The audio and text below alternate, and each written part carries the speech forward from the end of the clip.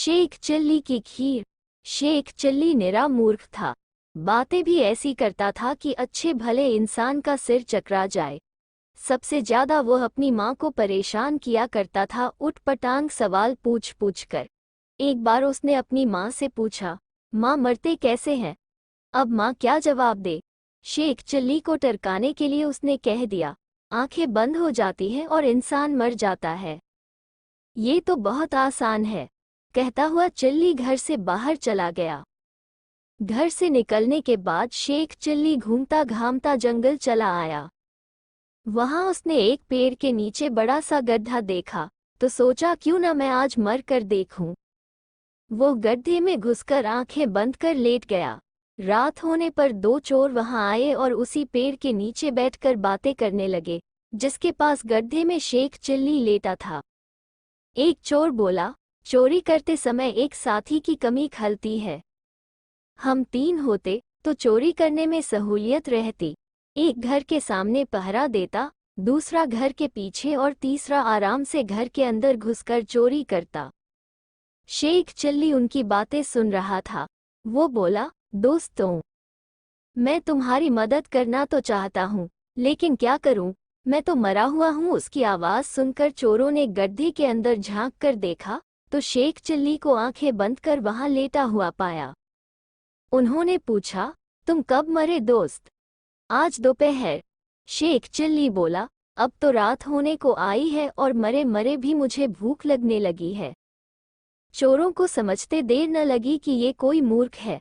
उन्होंने सोचा क्यों ना इसकी मूर्खता का लाभ उठाकर इससे चोरी करवाई जाए।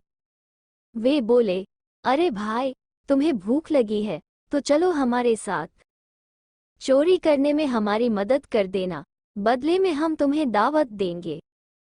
मरने का क्या है, दावत उड़ाकर मर जाना।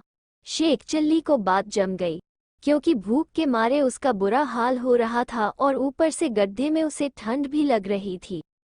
वो दोनों चोरों के साथ हो लिया। तीनों मिलकर गांव के एक घर में गए। वहां एक चोर घर के सामने पहरा देने लगा और दूसरा घर के पीछे। उन्होंने शेख चिल्ली को घर के अंदर चोरी करने भेज दिया। रसोई के रास्ते शेख चिल्ली घर में घुसा। वहां उसने देखा कि दूध, शक्कर और चावल पड़ा हुआ है। उसकी भूख बढ़ गई और वो चोरी करने की बात भूलकर खीर बनाने लगा। उसने चूल्हा जलाया और उस पर तपेली चढ़ा दी। उसी रसोई में एक बूढ़ी औरत सो रही थी। ठंड के कारण वो एक कोने में दुबकी थी, लेकिन चूल्हा जलने से उसे थोड़ी गर्माहट महसूस हुई और वो पसर कर सोने लगी। शेख चिल्ली की नज़र जब उस पर पड़ी तो देखा कि उसका हाथ पसरा हुआ है। उसे लगा कि वह औरत खीर मांग रही है। वो बुदबुदाया, खीर बनी नहीं और मांगने वाले हाजिर हो गए। उसने चूल्हे की आंच तेज कर दी ताकि खीर जल्दी बन सके। आंच तेज होने से गर्माहट और बढ़ गई। बूढ़ी औरत ने अपने हाथ पैर और ज्यादा पसार लिए। ये देख शेख चिल्ली झुंझलाया, अरे इतनी क्या हड़बड़ी है, खीर बनने तो दो, तुम्हें भी दूंगा, पूरा मैं थोड़े खा जाऊंगा। लेकिन गर्माहट बढ़ने के साथ साथ बूढ़ी औरत का पसरना जारी रहा। शेख चिल्ली को लगने लगा कि वह औरत खीर खाने के लिए बेसब्र हुए जा रही है, इसलिए इतना हाथ पसार रही है। झल्लाकर उसने चम्मच से खीर निकालकर उस औरत के हाथ पर डाल दिया।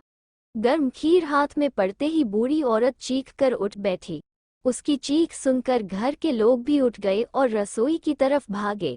वहां शेख चिल्ली को देख उन्होंने उसे कोतवाल के हवाले करने के लिए पकड़ लिया। तब शेख चिल्ली बोला, मुझे क्यों पकड़ रहे हो?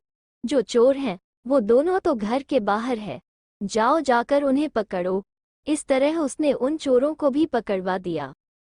तो दोस्तों, आपको ये कहानी कैसी लगी? अगर वीडियो अच्छी लगी तो चैनल को लाइक, कमेंट, सब्सक्राइब जरूर करें।